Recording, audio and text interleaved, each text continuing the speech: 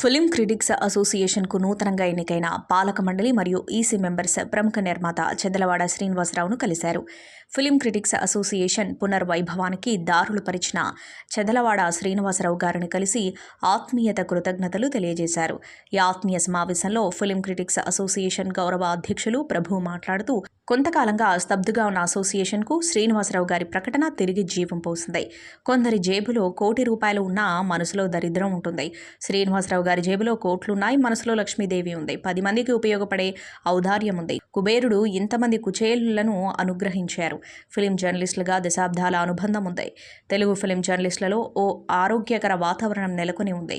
మనం గాసిప్స్ను ప్రోత్సహించాం, కాంట్రవర్సీలు ప్రచురించాం, పరిశ్రమలో జరిగే అవకతవకలను, చెత్త సినిమాలను ఉపేక్షించాం.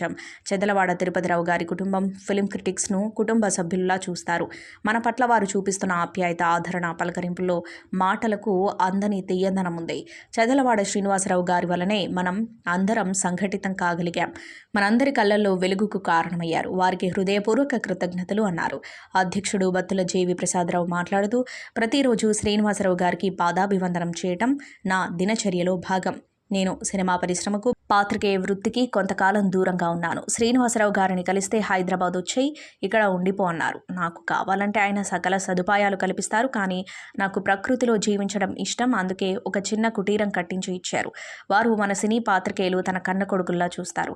ఎవరు వచ్చినా ఇదంతా ప్రసాద్దే అని చెబుతారు. వారి అభిమానానికి శిరస్సు వంచి నమస్కరిస్తున్నాను అన్నారు. ఇక ప్రధాన కార్యదర్శి సురేష్ కొండేటి మాట్లాడుతూ, శ్రీనివాసరావు గారి ఔదార్యం వర్ణించడానికి మాటలు చాలవు. ఆయన చేస్తున్న గొప్ప పని చరిత్రలో నిలిచిపోతుంది. డబ్బులున్న ప్రతి మనిషి దానగుణం ఉండదు.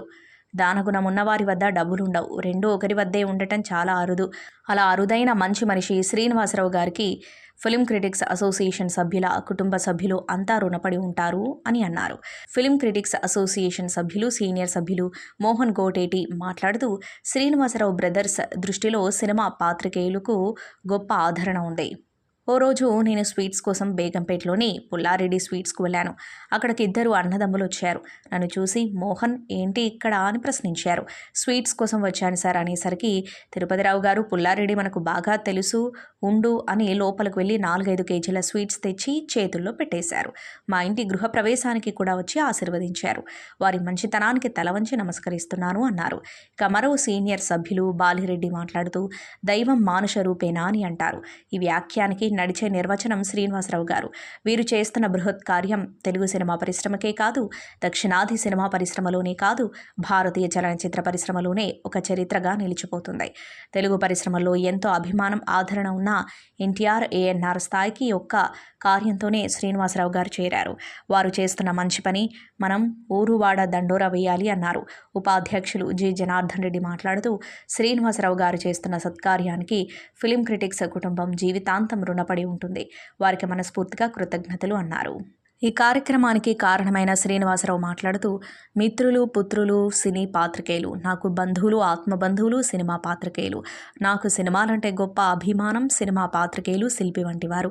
రాతిని శిల్పంలా చెక్కుతారు. ఆ శిల్పాన్ని చూసి అందరూ మొక్కుతారు. అలానే సాధారణ వ్యక్తులుగా సినిమా పరిశ్రమకు వచ్చే హీరోలను, దర్శకులను, నిర్మాతలను ప్రజల గుండెల్లో స్థిరమైన స్థానం కల్పించేవి మీ రాతలే. అందువల్లే మీరు అంటే నాకు ప్రత్యేక అభిమానం. ఒక సైంటిస్ట్, ఒక డాక్టర్ వృత్తిలో ఉన్నవారు సమాజానికి ఎలా ఉపయోగపడతారో అలానే సినిమా పాత్రికేయుల వలన కూడా సమాజానికి ఎంతో ఉపయోగం. సినిమా మీద ప్రేమతో 80వ దశకంలో మేము తీసిన మొదటి సినిమా లైలా.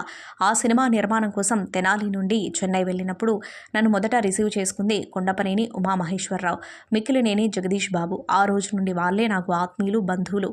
ఆ రోజుల్లో top hero cinema audio rights Leo Anand ₹1,00,000 కొనుగోలు చేశారు. నా సినిమా లైలాకు ఆత్రేయ గారు, నారాయణ రెడ్డి గారు పాటలు రాశారు. ఎంఎస్ విశ్వనాథ్ మ్యూజిక్, లియో ఆనంద్ మా సినిమా పాటలు విని 99,000 ఆడియో రైట్స్కు ఆఫర్ చేశారు. ఉమా, జగదీష్ బాబు ఇద్దరు లియో ఆనంద్ను మా ఆఫీస్కు పిలిచి, మీరు టాప్ హీరో సినిమాకు ₹1,00,000 ఇచ్చారు, అంతకంటే ఈ సినిమా పాటలు బాగున్నాయి కాబట్టి ₹1,10,000 ఇవ్వండి అని ఇప్పించారు. నాగేశ్వరరావు గారితో, శోభన్ బాబుతో సినిమాలు తీశాను. ప్రతి సినిమా నిర్మాణంలోనూ సొంత అన్నదమ్ముల్లా సినిమా పాత్రికేయులు మా మీద అభిమానం చూపించారు. ఏ రోజు నేను వారినిలా రాయండి అని అడగలేదు. వారి సొంత సినిమాలా భావించి నేను తీసిన ప్రతి సినిమాను వారే ప్రచారం చేశారు. మీరంతా నా సొంత బిడ్డల్లా భావిస్తాను. నేను ఊరుకు దూరంగా ఈ స్థలం కొన్నప్పుడు ఇందులో నా కుటుంబానికి చెందిన పాత్రికేయ మిత్రులకు కూడా భాగం ఇవ్వాలి అనుకున్నా. కానీ ఆనాడు ఈ స్థలం ఊరికి దూరంగా ఉండటంతో మార్కెట్ ధర ప్రకారం డబ్బులు ఇవ్వమని అడిగారు. ఇచ్చాను. మీకు ఇల్లు కట్టి ఇవ్వలేకపోయాను. అయ్యో వీళ్ళు ఉపయోగించుకోలేదు అని నా మనసులో ఎక్కడో చిన్న గిల్టీ ఫీలింగ్ ఉంది. అలా 20 సంవత్సరాలు గడిచిపోయాయి. నేను రకరకాల పని ఒత్తిడిలో పడిపోయాను. ప్రతిరోజు రీటా ప్రసాద్ ఉదయాన్నే కనిపించగానే మన వారి క్షేమ సమాచారాలు అడిగి తెలుసుకునేవాణ్ణి. ఒకరోజు మీ అందరితో కలిసి భోజనం చేయాలని ఉంది, అందరూ వస్తారా అని అడిగితే వస్తారు అని మిమ్మల్ని పిలిచాడు. ఆ సమావేశానికి అన్నయ్య కూడా వచ్చారు. నేను ఇచ్చింది ఏమీ లేదు. మీరు నా మీద చూపించే అభిమానంతో దేవుడు నా నోటి నుండి మీకు టవర్స్ కట్టి ఇస్తాను అనే మాట అనిపించాడు.